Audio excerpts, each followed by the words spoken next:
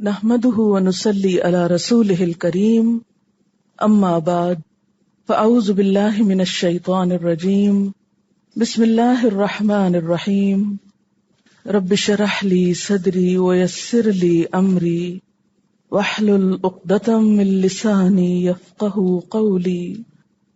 کا صرف تیری نعبد ہم عبادت کرتے ہیں، و اور ایاک صرف تجھ سے، نستعین ہم مدد چاہتے ہیں، اہد دکھا نا ہم کو، الصراط راستہ، المستقیم سیدھا، صراط راستہ، الذین ان لوگوں کا، انعمت انعام کیا تو نے، علیہم اوپر ان کے، غیر نہیں، المغضوب غضب ہوا، ناراضگی ہوئی، علیہم اوپر ان کے، ولا اور نہ،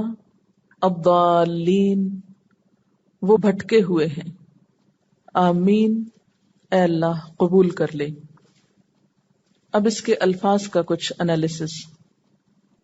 ایاک صرف تیری، نعبد ہم عبادت کرتے ہیں.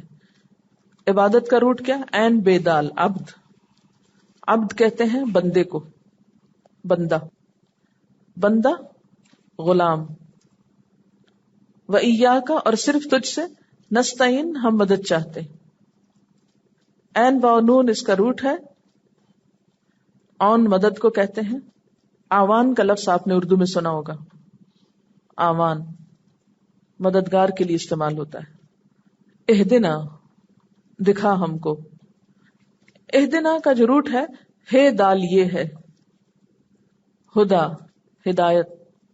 اس میں تین چیزیں پائی جاتی ہیں: راستہ دکھانا، راستے پہ چلانا، اور منزل تک پہنچانا. اسی لیے آپ دیکھیں گے کہ بعض ترجموں میں آتا ہے ہمیں راستہ دکھا، کہیں آتا ہے ہمیں چلا. تو اگر ایک یا دو کرنے کی بجائے تینوں مفہوم کو ذہن میں رکھا جائے تو زیادہ بہتر مانا ہوگا. الصراط راستہ، المستقیم سیدھا، صراط راستہ، الذین ان لوگوں کا، انعمت نون عین میم اس کا روٹ ہے. نعمت کا لفظ اردو میں استعمال ہوتا ہے. علیہم دو لفظوں کا مجموعہ ہے، علی اور ہم. علیہم اوپر ان کے، غیر نہ، غیر اردو میں بھی استعمال ہوتا ہے. المغضوب مغضوب کا روٹ ہے غین ضاد بے، غضب. غضب کس کو کہتے ہیں؟ غصے کو، ناراضگی کو. تو مغضوب جس پر غصہ ہوا.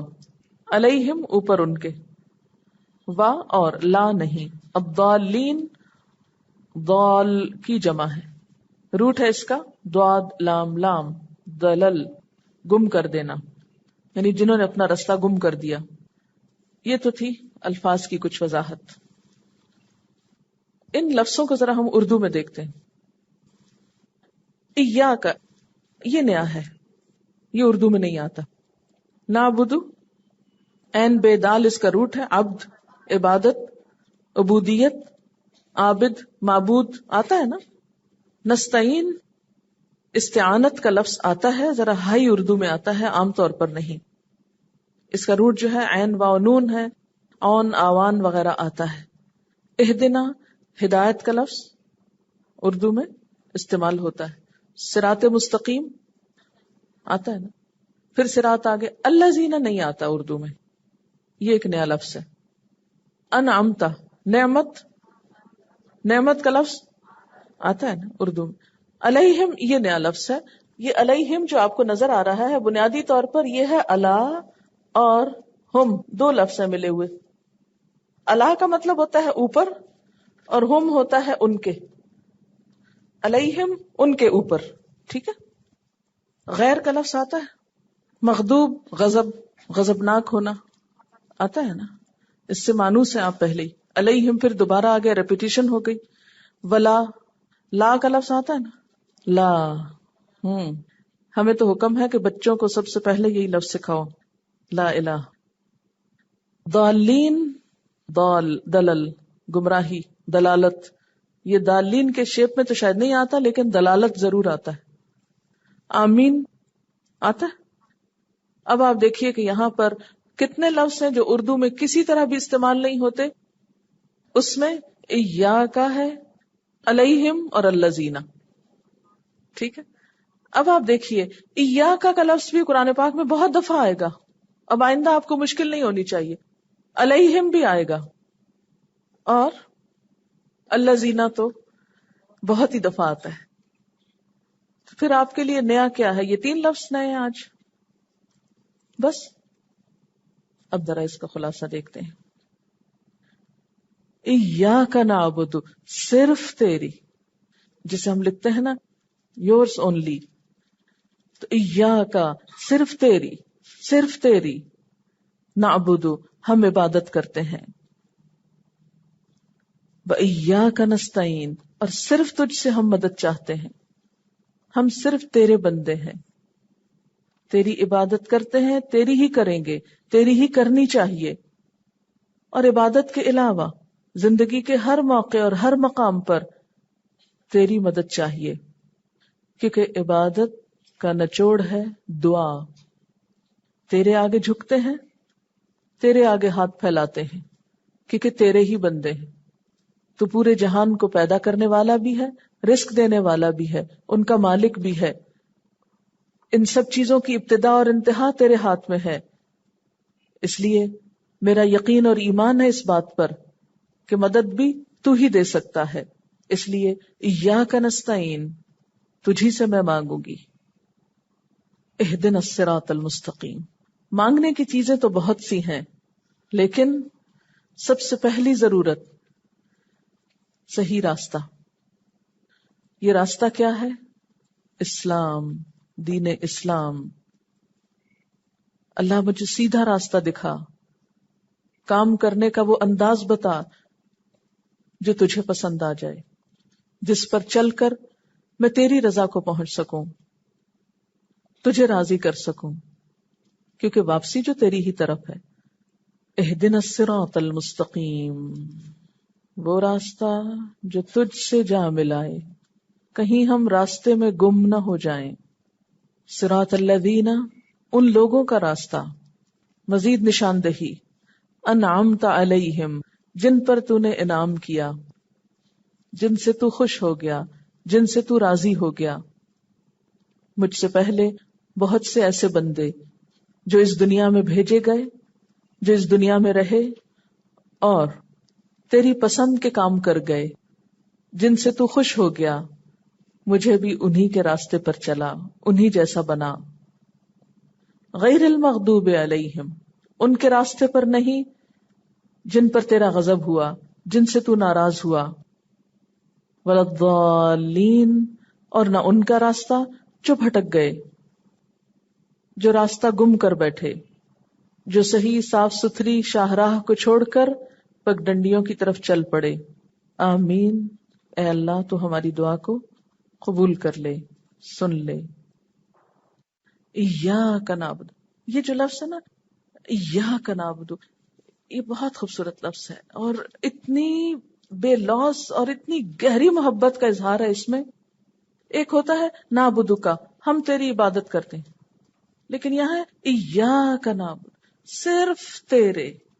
اب دیکھیں کبھی آپ نے کسی انسان کے لیے لکھا ہوگا صرف آپ کی، یا کوئی آپ کے لیے لکھے تو آپ کتنا خوش ہوں گے کہ فلاں شخص صرف میرا ہے. اب آپ دیکھیے کہ یہ انسانوں کے لیے تو ہم بڑے خوشی سے لکھتے ہیں ڈیئرسٹ. اللہ تعالیٰ کے لیے کتنی دفعہ کہا، سب کچھ اس نے دیا، اس کے لیے کہنے کی کبھی توفیق نہیں ہوئی. انسانوں کے لیے لکھتے رہتے ہیں خوشی سے. ایاک نعبد، صرف تیرا. جہاں تو ہے وہاں کوئی بھی نہیں، جو تیرا مقام ہے وہ کسی کا نہیں، جہاں تیرا حکم ہے کسی کا نہیں، جہاں تیری پسند ہے کسی کی نہیں. ایاک نعبد و ایاک نستعین، صرف تجھ سے مانگتے ہیں، صرف تجھ پہ سہارا ہے، تجھ پہ بھروسہ ہے، تیرے بن کے رہنا چاہتے ہیں. اس لیے کہ تو کبھی سہاروں کو توڑتا نہیں. ہم 1 قدم آئے تو 10 قدم آتا ہے. ہم سو بھی جائیں تو جاگتا ہے اور ہماری حفاظت کرتا ہے. کس کس چیز کا بندوبست نہیں کیا اس نے. جو رب اتنی صفات کا مالک ہو تو اس کی تعریف کرنے کا، اس کا شکر ادا کرنے کا پھر بہترین طریقہ کیا ہے؟ اسی کی عبادت کی جائے. جس رب نے سب جہانوں کو پیدا کیا، ان کو پال رہا ہے، ان کی پرورش کر رہا ہے، اس کی مہربانیاں سب پہ عام ہیں، سب کا انجام بھی اسی کے پاس ہے، پھر ایسے رب کی تعریف کا اصل طریقہ کیا ہے؟ اسی کی عبادت ہو. اس لیے ہم کیا کہتے ہیں؟ ایاک نعبد. عبادت کی مکمل شکل کب سامنے آتی ہے؟ جب کیا ہو؟ جب مدد بھی اسی سے مانگی جائے. حدیث پاک میں آتا ہے الدعاء مخ العبادہ، دعا عبادت کی نچوڑ ہے. کوئی بھی عبادت دعا کے بغیر ادھوری ہے. دعا نہ صرف یہ کہ عبادت ہے بلکہ عبادت کا اعلیٰ ترین حصہ ہے. قرآن پاک کا پڑھنا سیکھنا ایک عبادت ہے. آپ ایک عبادت کر رہے ہیں لیکن عبادت ادھوری ہے جب تک کہ دعا نہ کی جائے. اسی طرح نماز کیا ہے؟ کبھی غور کیا آپ نے؟ نماز عبادت کا ایک طریقہ ہے نا. تو نماز میں کیا کرتے ہیں آپ؟ دعا ہی ہے نا. پریئر کا کیا مطلب ہوتا ہے؟ دعا. اسی طرح روزہ رکھتے وقت کیا پڑھتے ہیں آپ؟ کھولتے وقت اور رمضان میں ویسے بھی کثرت سے دعائیں. حج عبادت کا ایک طریقہ ہے. وہاں کیا کرتے ہیں؟ زیادہ سے زیادہ چند ریچولز کے علاوہ، چند جگہوں کے وزٹ کے علاوہ جو کثرت سے کرنے والا کام ہے وہ کیا ہے؟ دعا. تو گویا عبادت کا تصور ادھورا ہے جب تک کہ اس میں دعا شامل نہ ہو. شکر مکمل نہیں ہوتا جب تک کہ ہم اس سے مانگنا نہ سیکھیں، جب تک اس سے مانگنے والے نہ ہوں. اچھا، کسی اور سے جب مانگتے ہیں تو پھر کیا ہوتا ہے؟ وہ شرمندہ کرتے ہیں. آپ مانگیں گے ذرا کسی سے، ایک دن مانگیں گے، اگلے دن مانگنے جائیں گے وہ کہے گا پھر آگے مانگیں، اور دے کے احسان جتاتے ہیں اور شرمندہ کرتے ہیں، اور آپ ان کے آگے پھر نظر نہیں اٹھا سکتے، دم نہیں مار سکتے، ان کی مرضی کے خلاف کچھ نہیں کر سکتے. اللہ تعالیٰ نے تو کبھی ایسا نہیں کیا. اس لیے کیا سکھایا؟ مجھ سے مانگو، ساری ضرورتیں میرے سامنے رکھو. ہم مانگتے بھی تو ہم کو نہیں پتا تھا کیا مانگ رہے ہیں، بولتے زیادہ ہیں سمجھتے کم ہیں. اور پھر کیا مانگتے؟ دنیا بھر کی چیزیں مانگتے ہیں، اور وہ نہیں مانگتے جو مانگنا چاہیے، کہ سیدھا راستہ، دین، اسلام، دین کی سمجھ. اہدنا الصراط المستقیم. صراط مستقیم کیا ہے؟ دراصل دین اسلام ہے. کتنا مانگا ہم نے کبھی دین؟ ہم تو بھاگتے ہیں، ڈرتے ہیں کہ تو سب مصیبتیں آ جائیں گی اس راستے پہ چل پڑے تو. سچ بتائیے کتنی دفعہ کتنے شوق سے دین مانگا، زندگی گزارنے کا صحیح طریقہ مانگا. کس کس چیز کے لیے ہم نے دعائیں نہیں کی؟ کتنی دفعہ رو رو کے دعائیں کی، یا اللہ ہم کو سیدھا راستہ دکھا. دنیا میں کبھی کوئی امتحان ہوا، اس کے پاس ہونے کے لیے دن رات دعائیں کی. وہ ایک بڑا امتحان آگے بھی ہے، اس کے لیے کتنی دفعہ رو کے دعائیں کی ہیں ہم نے، یا اللہ وہاں بھی پاس کر دینا ہم کو. اہدنا الصراط المستقیم. یہ ایسے نہیں کچھ مانگ رہے، یہ آپ ایک نیا لائف سٹائل مانگ رہے ہیں، اس کی پسند کا راستہ مانگ رہے ہیں. صراط الذین انعمت علیہم. ان لوگوں کا راستہ مانگ رہے ہیں جن پر تو نے انعام کیا ہے، جو تجھے پسند آ گئے. وہ کون ہے؟ قرآن پاک سورۃ النساء آیت 69 میں آتا ہے مع الذین انعم اللہ علیہم من النبیین والصدیقین والشہداء والصالحین وحسن اولئک رفیقا. انبیاء، صدیقین، شہداء، صالحین، ان کا راستہ. اس کے لیے ضروری ہے کہ ان کی لائف ہسٹریز بھی پڑھی جائیں. غیر المغضوب علیہم. اللہ ان کا راستہ نہیں جن پہ تیرا غضب ہوا، جن سے تو ناراض ہوا. وہ کون ہے؟ قرآن پاک میں ایک قوم ہے جن کے بارے میں آتا ہے کہ اللہ تعالیٰ کا ان پہ غضب ہوا. وباؤ بغضب من اللہ. اللہ کے غضب کے ساتھ پلٹے. یہود کے بارے میں آتا ہے. ولضالین. اور بھٹکنے والوں کا نہیں، کہ جو سیدھے اچھے بھلے چل رہے تھے، چلتے چلتے اور چیزوں میں الجھ گئے. اور اشارہ ہے وہاں نصارہ کی طرف، عیسائیوں کی طرف. قد دلوا وادلوا. خود بھی بھٹکے، اوروں کو بھی بھٹکایا. یہود اور نصارہ اصل میں مسلمان ہی تھے جیسے ہم مسلمان ہیں. ان کے پاس بھی نبی آئے تھے، ان کے پاس بھی کتابیں آئی تھی، لیکن انہوں نے کیا کیا؟ اپنے نبی کی باتوں اور کتابوں کو چھوڑ کر من پسند رستے اختیار کر لی، مرضی کا دین بنا لیا. آج ہم کیا کر رہے ہیں؟ ویسے ہم بھی بڑے دیندار ہیں، کتاب کے بغیر، نبی صلی اللہ علیہ وسلم کی سنت کے بغیر، ہے نا؟ یہ کچھ کر رہے ہیں نا. تو ہم کو ایسا راستہ نہیں چاہیے، ایسا لائف سٹائل نہیں چاہیے، ایسا طریقہ زندگی نہیں چاہیے. ہم کو وہ طریقہ زندگی چاہیے کہ جو سچائی پر، حقیقت پر مبنی ہے، جس کو اپنا کر ہم اپنے آخرت کے امتحان میں بہترین طریقے پر کامیاب ہو سکتے ہیں. چلیے، دعاؤں میں سب سے پہلی دعا، سب سے اہم دعا، سب سے ضروری دعا، جس کے بغیر انسان ادھورا ہے، نامکمل ہے، مفلس ہے، فقیر ہے، وہ دعا کس چیز کی دعا ہے؟ ہدایت کی دعا. اہدنا الصراط المستقیم، صراط مستقیم پر چلنے کی دعا، استقامت کی دعا. صراط مستقیم دنیا کے کس حصے میں ہے؟ یہ راستہ، یہ سڑک، یہ ہائی وے. صراط مستقیم سے مراد کیا ہے؟ یہاں کسی سڑک کا نام ہے؟ شاہراہ مستقیم؟ جی، دین اسلام ہے، زندگی گزارنے کا طریقہ، لائف سٹائل. تو گویا عبادت کا مطلب کیا ہے؟ ایک نیا طریقہ زندگی، ایک نیا لائف سٹائل جو اللہ کی مرضی کے مطابق ہو. وہ راستہ جو بندے کو خدا تک پہنچائے، جو مخلوق کو خالق سے ملائے، ان کی سوچ، ان کے بول، ان کے عمل، ان کے معاملات کو کیا بنا دے؟ خالق کی مرضی کے مطابق. صراط الذین انعمت علیہم، اس راستے کی نشانی کیا بتائی گئی؟ انعام یافتہ لوگوں کا لائف سٹائل. جیسے میں نے آپ کو پہلے عرض کیا کہ صراط مستقیم دراصل کیا ہے؟ اسلامک لائف سٹائل، اسلامی طریقہ زندگی. اس کی پہچان کہاں؟ کیونکہ ہر راستے کی ایک پہچان ہوتی ہے نا، سائنس کے ذریعے. اس کے سائنس کون ہے؟ الذین انعمت علیہم، وہ لوگ جنہیں تو نے نعمتوں سے نوازا. انعمتا سے مراد کیا ہے؟ جنہیں تو نے نعمتوں سے نوازا. کون سی نعمتیں؟ دنیا میں اسلام کی نعمت اور آخرت میں جنت کی نعمت، اپنی رضا کی نعمت. یہ کون لوگ تھے؟ قرآن پاک کے حوالے سے کیا پتہ چلتا ہے یہ کون لوگ تھے؟ انبیاء، صالحین، شہداء، صدیقین. من النبیین والصدیقین والشہداء والصالحین. ٹھیک، تو ہمیں اچھا انسان بننے کے لیے کن کی زندگیوں کو دیکھنا ہے؟ انبیاء کی. وہ کیسے انسان تھے اور ہم کیا کر رہے ہیں؟ اور ان میں سب سے سر فہرست کس کا لائف سٹائل ہمارے لیے نمونہ ہے؟ رسول اکرم صلی اللہ علیہ وسلم کا. آپ کے بارے میں اللہ تعالیٰ فرماتے انک لتہدی الی صراط مستقیم، یقیناً آپ سیدھے رستے کی طرف لے جاتے ہیں. یاسین والقرآن الحکیم انک لمن المرسلین علی صراط مستقیم. یاسین، قسم ہے قرآن حکیم کی، بے شک آپ رسولوں میں سے ہیں، سیدھے راستے پر ہیں.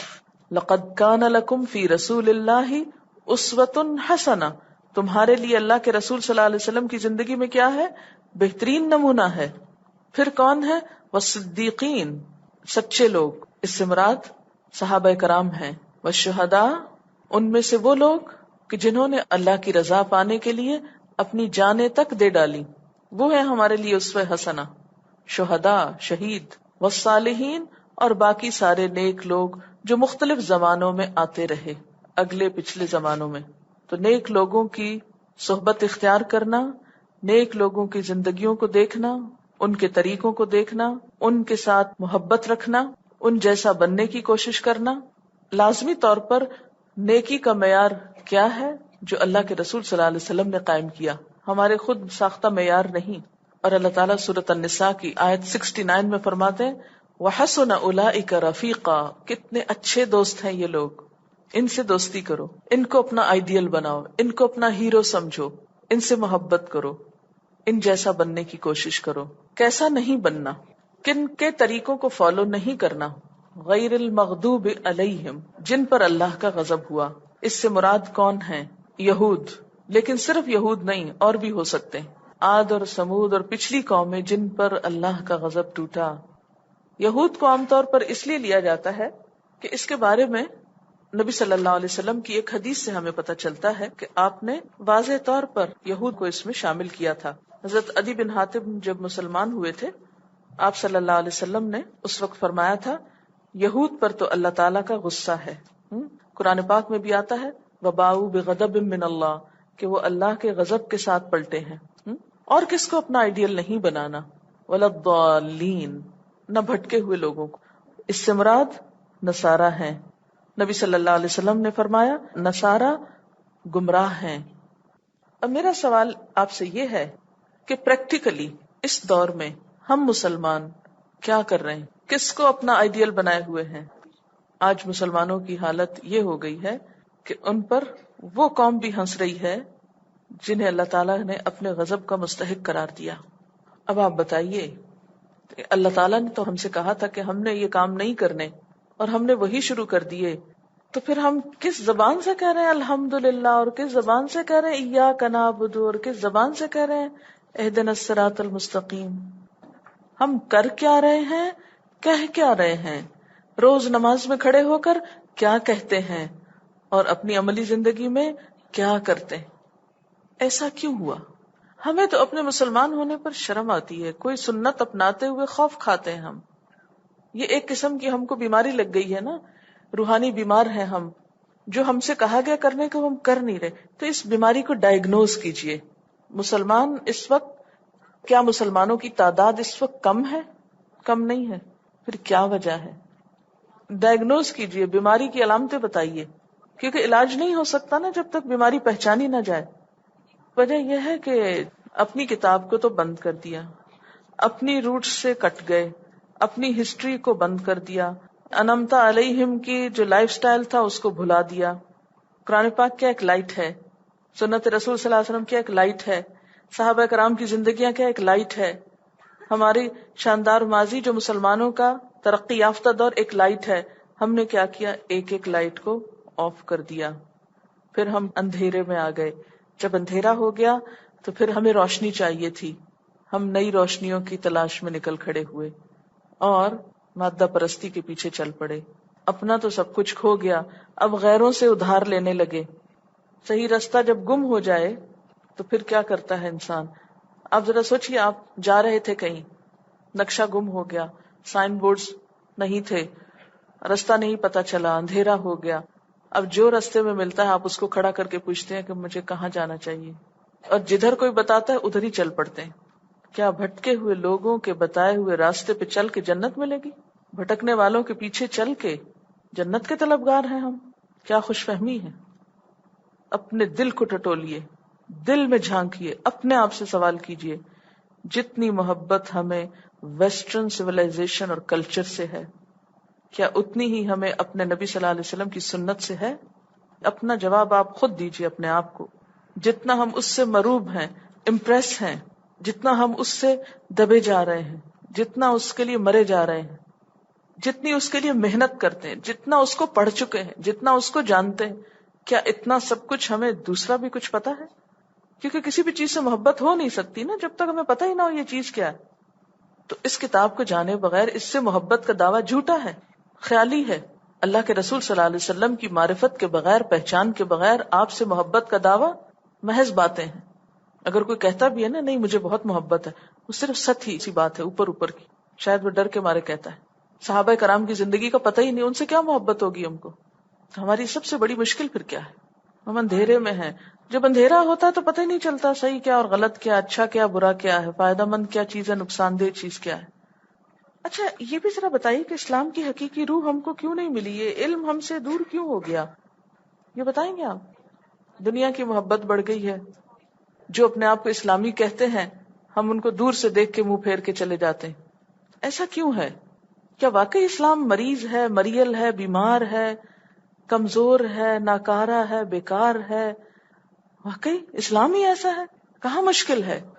اسلام کا نمونہ خوبصورت کیوں نہیں نظر آتا؟ اللہ تعالیٰ کا بنایا ہوا آسمان تو اتنا خوبصورت، سمندر تو اتنا خوبصورت، پہاڑ تو اتنے خوبصورت، صحرا تو اتنے خوبصورت، اور اس کی کتاب پر عمل کرنے والوں میں خوبصورتی کوئی نہیں. ان سے لوگ ڈرے اور بھاگے. کیوں؟ اس لیے کہ اسلام کا جو اصل نمونہ ہے وہ سامنے نہیں ہے. یہ اسلام کے نام کو بدنام کیا گیا، اسلام کے نام پر جو نمونے قائم کیے گئے نا ان میں مشکل ہے. میرے اور آپ میں مشکل ہے. ہم قرآن پاک رٹ تو لیتے ہیں لیکن ہمیں یہ نہیں پتا کہ ہمیں بڑے سے بات کیسے کرنی ہے، ہمیں نہیں پتا ہمیں اپنے والدین سے کیسے معاملہ کرنا ہے، ہمیں نہیں پتا کہ ہمیں اپنے ساتھ والوں سے کیسے معاملہ کرنا ہے، ہمیں نہیں پتا کہ واش روم کیسے صاف رکھنا ہے کیونکہ طہارت نصف ایمان ہے، ہمیں نہیں پتا کہ ہم نے خود بھی اپنے آپ کو صاف رکھنا ہے، نہیں پتا نا. اگر پتا ہوتا تو ہم پھر ایسے تھوڑی ہوتے. تو جب تک ہمارا عمل نہیں بدلے گا، جب تک ہمارا اخلاق نہیں بدلے گا، جب تک ہمارا لائف سٹائل نہیں بدلے گا، لوگوں کو اسلام سے محبت نہیں ہوگی. اچھا آپ دیکھیے کہ ہم تو بندوں کے بھی پسندیدہ نہیں رہے، اللہ تعالیٰ ہم کو پسند کرتا ہو. تھوڑی دیر کے لیے سوچیے. انسان تو پھر انسان ہے نا، ایسے ہی معمولی سی سوچ ہوتی ہے انسانوں کی، وہ تو صرف ظاہر پہ دیکھتے ہیں. اگر ہم انسانوں کے لیے بھی خوبصورت نہیں رہے تو خالق کائنات جو اتنا خوبصورت ہے، جو صرف باہر نہیں اندر بھی دیکھ رہا ہے، وہاں کیا مقام ہے. اچھا یہ بتائیے کبھی فکر ہوئی آپ کو کہ اللہ تعالیٰ کی نظر میں ہمارا کیا مقام ہے؟ کہ سوچا ہی نہیں کبھی؟ کیا ضرورت ہے سوچنے کی، ایسی اپنے آپ کو تکلیف دیں سوچ سوچ کے. اس سورت کے آخر میں کیا پڑھا جاتا ہے؟ آمین. آمین مثل یاسین ہے، یعنی آمین کو آمین نہیں پڑھا جائے گا، آمین جیسے یاسین پڑھا جاتا ہے. اس کا معنی ہے اللہم استجب لنا، اے اللہ ہماری دعا قبول فرما لے. حضرت ابو ہریرہ رضی اللہ تعالی عنہ فرماتے ہیں کہ آپ صلی اللہ علیہ وسلم نے فرمایا، جب امام ولضالین کہے تو تم آمین کہو. جس کا آمین کہنا فرشتوں کے آمین کہنے کے موافق ہو گیا، اس کے پہلے گناہ بخش دیے جائیں گے. اسے بخاری نے روایت کیا ہے. عطا بن ابی رباح کہتے ہیں کہ آمین دعا ہے. آمین کیا ہے؟ ایک طرح سے دعا ہے. آپ نے جب آمین کہی تو گویا آپ نے بھی دعا مانگ لی. یہ آمین صرف سورۃ فاتحہ کے بعد ہی نہیں ہوتی. مثلاً کوئی ایک شخص اگر دعا مانگ رہا ہے تو باقی لوگ کیا پڑھتے ہیں؟ آمین پڑھتے ہیں. تو آمین بولنا دراصل کیا ہے؟ آپ کا دعا کرنا ہے. وائل بن حجر عام الوفود یعنی 10 ہجری میں مدینہ تشریف لائے. فرماتے ہیں کہ میں نے نبی صلی اللہ علیہ وسلم سے سنا کہ جب آپ صلی اللہ علیہ وسلم نے نماز میں غیر المغضوب علیہم ولا الضالین کہا تو اپنی آواز کو خوب لمبا کر کے آمین کہی. اسی طرح حضرت جبریل علیہ السلام نے آپ صلی اللہ علیہ وسلم کو سورۃ فاتحہ پڑھائی اور ولا الضالین پر پہنچ کر فرمایا آمین کہیے. یعنی آمین کہنا کس نے سکھایا ہے؟ حضرت جبریل علیہ السلام نے اللہ تعالیٰ کی طرف سے آپ کو بتایا اور پھر آپ صلی اللہ علیہ وسلم نے ہمیں سکھایا. ابو داؤد کی روایت ہے حضرت ابو زہیر سے کہ آمین ایسے ہے جیسے خط پر مہر. ابن عباس سے روایت ہے کہ آپ صلی اللہ علیہ وسلم نے فرمایا ما حسدتکم الیہود علی شیء ما حسدتکم علی آمین فاکثروا من قول آمین. ابن ماجہ کی روایت ہے کہ جس قدر یہود تمہارے